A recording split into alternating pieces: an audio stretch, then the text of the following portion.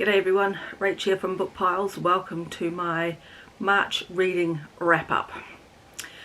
March was a record month for me, yay! I read 8 books, amazingly, and I probably could have read one more, but I just decided to give my brain a break from the last book and the first book I need to read starting tomorrow. So it is the 31st of March here in New Zealand. I'm going to be referring to my notebook because I've got to remember 8 books and what my plans were. So my plan was a nod to readathons, and I had 4 readathons and the booktube spin book to read. I think that's right. So I planned 5 books and I ended up with 8. So I will start with March of the Mammoths. Tick that off. Nope, I did not tick that off. As I got to the middle of the month, I was looking at my pile of mammoths and I'm like, I really don't want to read any of those. So I thought, don't. This is a hobby, this is fun, you do not have to read anything. You do not want to read. I've got cat hair on my lip. So I just, thought, no, not going with it. So I did not do March of the Mammoths. Okay. How will I do? I will go Irish Readathon, yes. Middle grade March, yes. And March Mystery Madness, yes. And the booktube spin. Booktube spin, yes. For some reason I don't think I'm saying it right. Yes, so I got those all done. So now I will refer to the list and talk you through everything I read. So can I figure it out? Yes, I can. So the first book, I will have to insert a photo. It was a library book. The first book was Violet and the Pearl of the Orient by Harriet Whitehorn. Here is a photo, or more likely that way.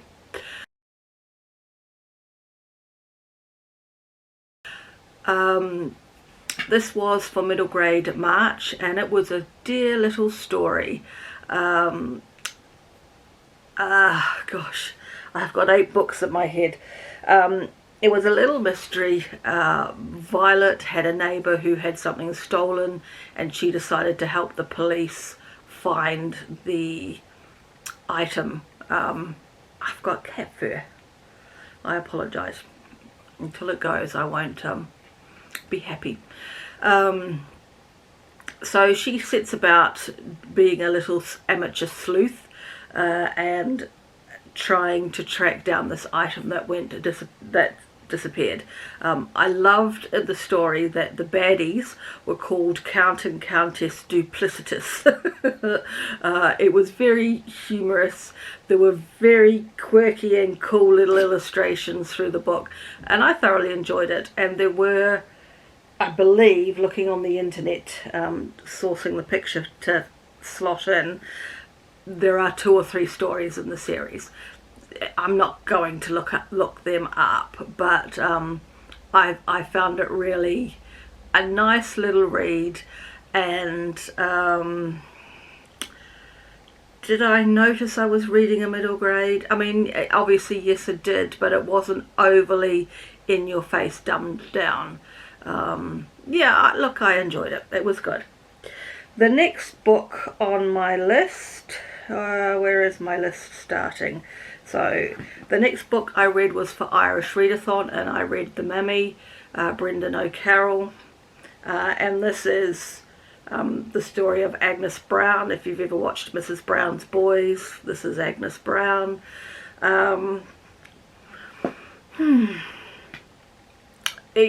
I read it. It's her story. Her husband has died. It's how she copes with her tribe. How many kids has she got? Does not say. 7 does say. So coping with her tribe of 7 children.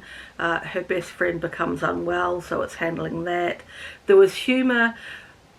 I would like to say I have a good grasp of colloquial Irish terms maybe is not ish. I used to drink in Irish pubs in South London for many years, so I was really immersed in the Irish culture.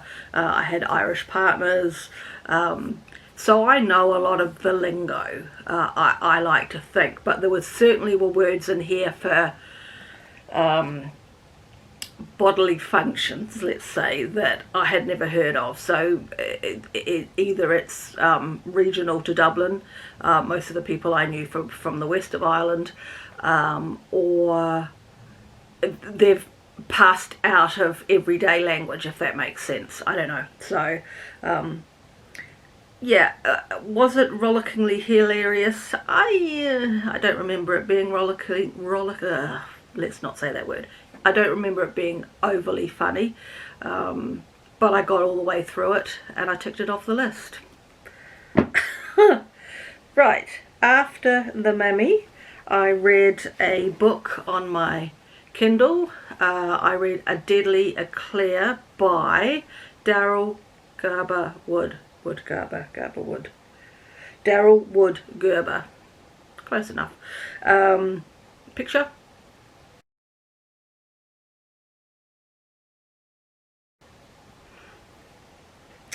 This was for March Mystery Madness. And this is a cozy mystery. I'm dipping my toes into the world of mystery. I don't want to say thrillers, that might be a bit too scary for me.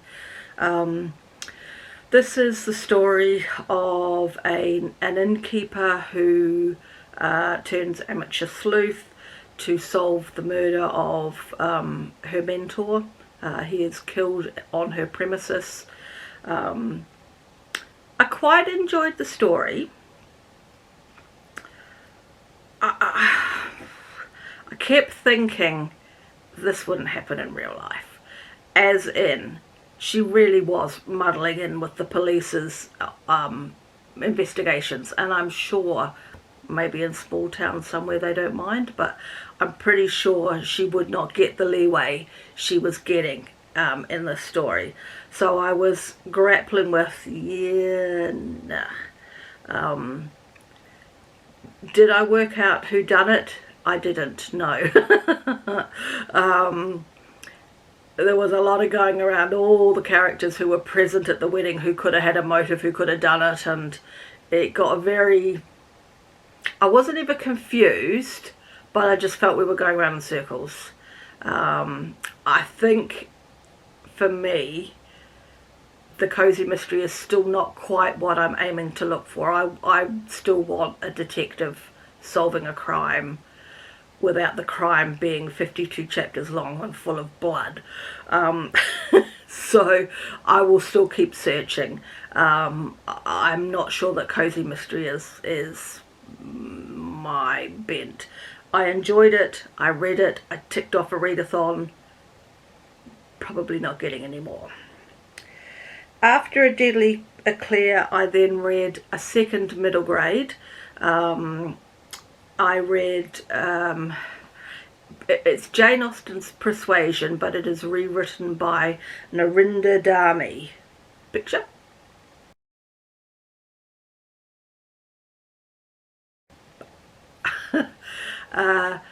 I enjoyed this. This was Persuasion written in easy to read English, obviously aimed at the middle grade age range.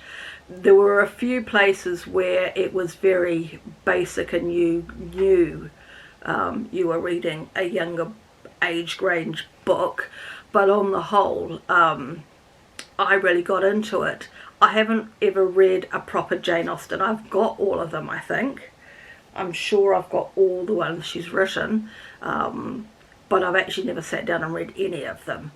And I liked this because it actually gave me the story to decide whether I actually like the story or not before I perhaps venture into the properly written version. So Persuasion is about, I've forgotten her name, and yes I can. Oh, I don't really need to insert a photo, do I really? I've got this version of Persuasion. Here we go. So it's about Anne Elliot and Frederick Wentworth. So they fall in love, but I think her caregiver, her aunt, somebody, whoever she is, decides that she's too young and she shouldn't get married, and so she breaks off the engagement and he goes off travelling, but they never forget about each other. And then he comes back, and so it's how they dance around sort of getting back together, basically. And it's a nice little story. I enjoyed it. It says here that it's intensely romantic. Maybe it is if you actually read this version, I'm not sure. I really liked how it was written, this middle grade version, because as I said, it gave me an idea of whether I would be interested in reading the proper book, and I'm certainly interested in now reading the proper book to see how it was originally written. I feel like I've just repeated myself, and I apologise for that. I give it a thumbs up, and all of the Jane Austen books have been written in this, it's a series for the middle grade. Her works have been written into a language that the middle grade reader can understand, and I'm seriously toying with buying them. Haven't yet. I'm trying to just back away, because when you watch my whole video you'll understand. Anyway, so that was good. Right, then this was where I've ticked off everything. Irish mystery, middle grade, yes. When did I read that? Okay. Too many books to remember. So this was at the point where I was starting to think I've got to decide which March of the Mammoth I'm going to read, and I'm like, I don't want to read a March of the Mammoth. So I went, nope, not reading it. I decided that I would read some historical romances. That's what I was really hanging out to read. So I read a historical romance on my, I was about to say phone, on my Kindle.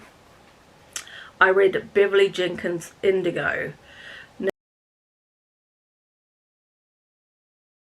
Now, if you watched my historical romance reader tag, you will know that she was one of the authors that I needed to read. Like, what author have you read that everyone raves about that you haven't read? And I said Beverly Jenkins. So I decided I would rectify that, and I must have been watching some of these tag videos at this point in time, and a lot of people were recommending Indigo, so I decided that's what I would do, and I read Indigo and I loved it. Indigo is the story, is set around the Underground Railroad in America, and it's the story of the Big Daniel. Yeah. And I don't actually have a copy to, I don't even know if I can find it quickly. I can't think of the names. That's the problem with having too many books. Let's see if I can quickly get the names. It's going to take me too far to go back. Oh, Hester is her name. And Galen, right.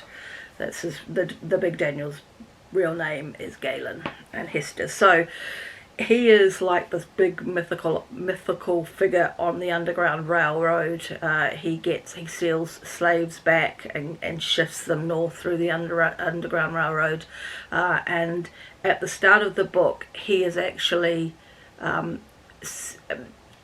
he is in a cart with a family escaping, and when they are held up by slave catchers, possibly.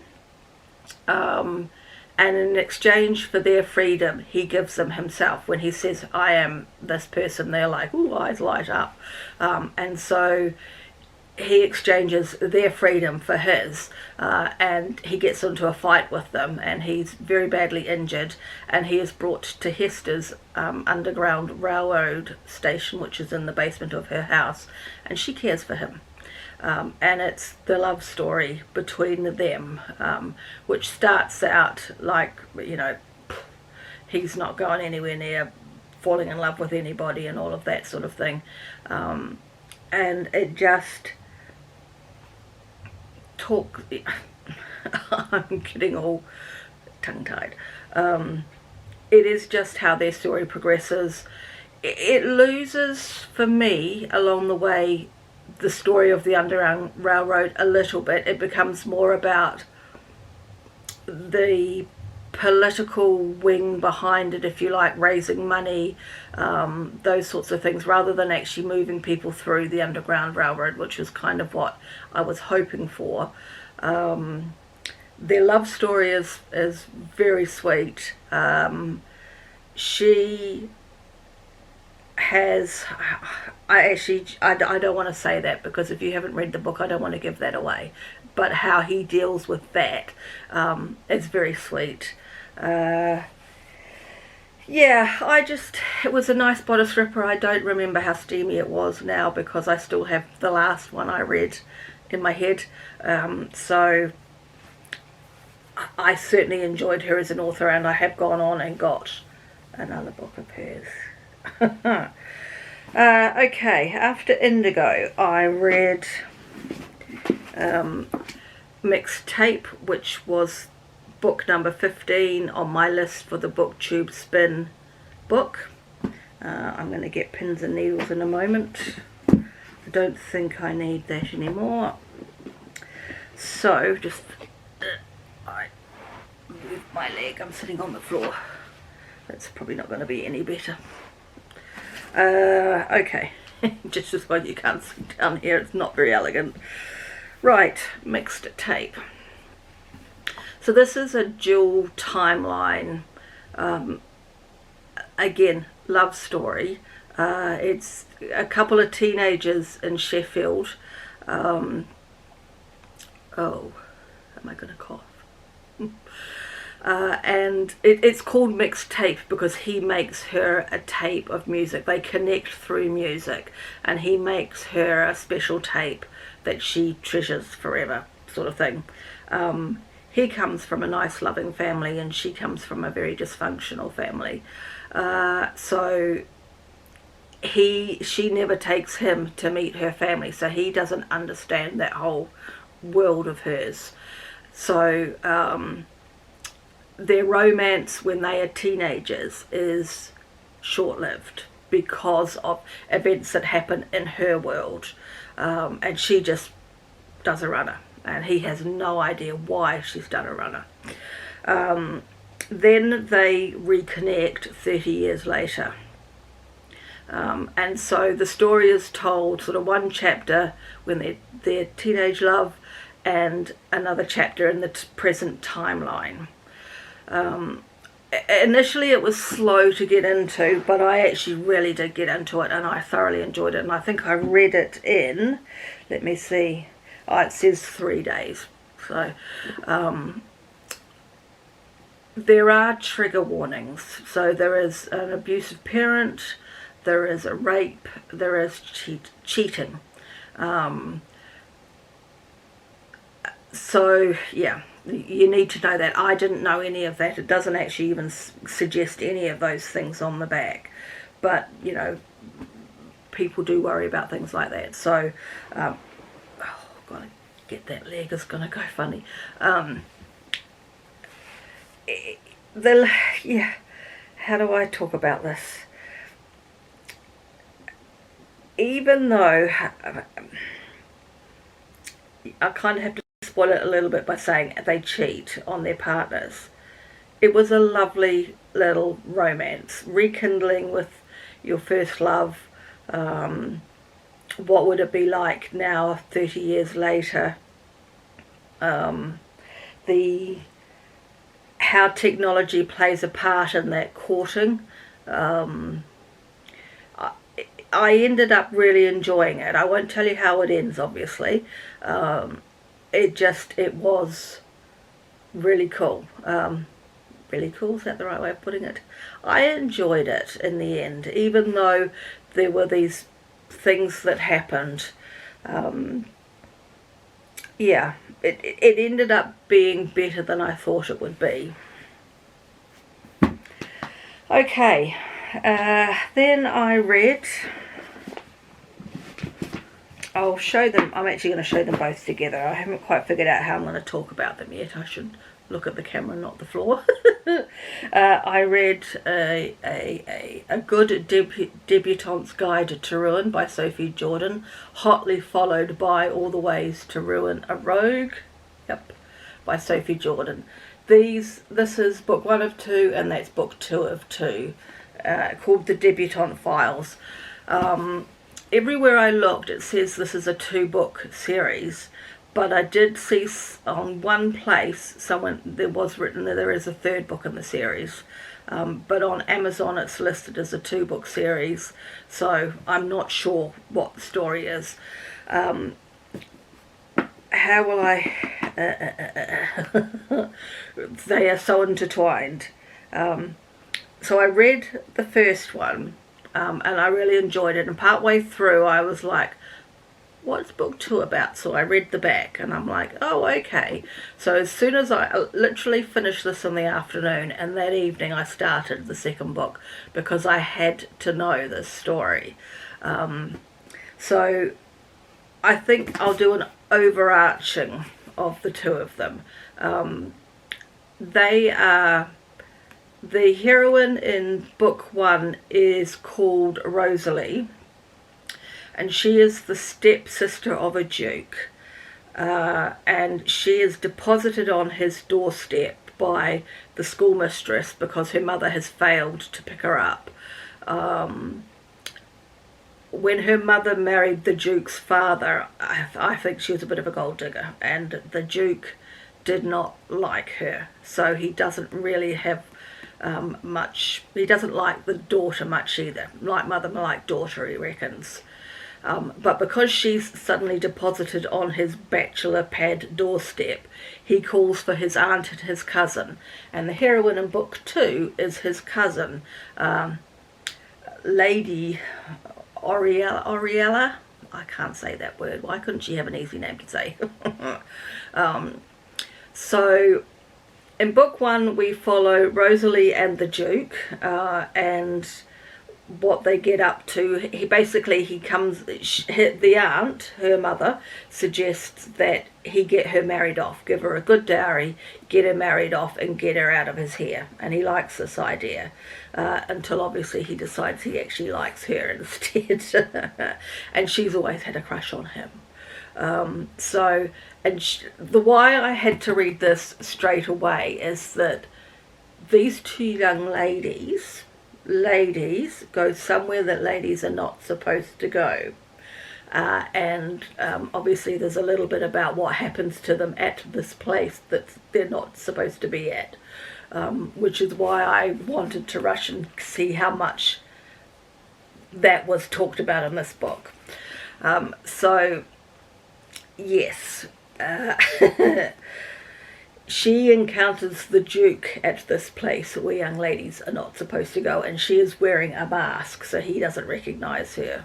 And anyway, things happen, and then it's basically how he realises he doesn't want to marry her off to somebody else. She's very headstrong. He accepts an offer on her behalf, and she rips shreds off him because she had no say in the matter and she wasn't interested in this bloke. And eventually it dawns on him that actually he doesn't want to marry her off. So that is book 1. He has 2 friends. One is a friend and one is the cousin, which is her brother. So his friend is called Max. Max is the hero in book 2. So the start of this book touches on the incident in book 1 at the place where young ladies are not supposed to go, and it fleshes out obviously her side of the story because you only got a peek of it in book 1. and then it goes on to their, well, obviously, ultimately in the end it's a romance, but it starts out as war. She is at a, yeah, I don't want to say it because it will spoil it. She does something, she has a hobby, and she does something as a teenager. She has known Max since they were kids. And she does something as a teenager that puts him, basically shows him up, and it takes him a long time to get rid of this thing that she did to him, and he hates her now. And so, but because he is the Duke's friend and the cousin's friend, which is, I can't think of the cousin's name off the top of my head. Was it Will? Her brother. They're basically, the three of them are thick as thieves. So Max is around her loads of times, and they bicker and bicker and bicker, to the extent that her mother says, "We're having a dinner party tonight, Max is coming, behave yourself." And she's like, so for a good 3/4 of the book, it's headbutting, and it's great headbutting. And then he gets so frustrated at her at one of these headbutting incidents, he kisses her, and then it all changes. Now it's like, oh, actually maybe I like her, and he's like, oh, maybe I like him. And then it's how it goes on from there. This, probably the second book, All the Ways to Ruin a Rogue, is probably one of my favourite bodice rippers currently, even more than Indigo, and I really enjoyed Indigo. This just, the headbutting was fierce, and the makeup was fierce as well, hot and steamy, if you like, if you catch my drift. There's some funny incidents in it where you know, she tries to ruin things that are happening for him and vice versa. Just, if you like enemies to lovers as a trope in a historical romance, I can't recommend this enough. I would say you read book 1 just so you get the start of about where they go to this place where young ladies are not supposed to go, and that sets the scene for what goes on in this. Couldn't recommend highly enough. Right, 27 minutes long. That is my March wrap up. Don't expect 8 books every month. That being said, whoops, throw them around. My TBR is up already, and I'm calling it a free-for-all. I've got 2 books I'm going to read, and then I'm opening myself up to historical romances. So I've got, that's the Bridgerton series there, and then I've got a whole heap of other romances. Oh, don't bang the camera. Historical romances. So be curious to see if I can match 8, if not surpass it. A good bodice ripper, if I allow myself to do it and I don't get sidetracked by housework, is I can read. I could even read in 24 hours, but usually I allow a couple of days. So I'm curious to see how many I can actually read. So 8 is the benchmark. How well did you do in March? Okay, I will catch you again in another video very shortly. Thanks everyone. Bye.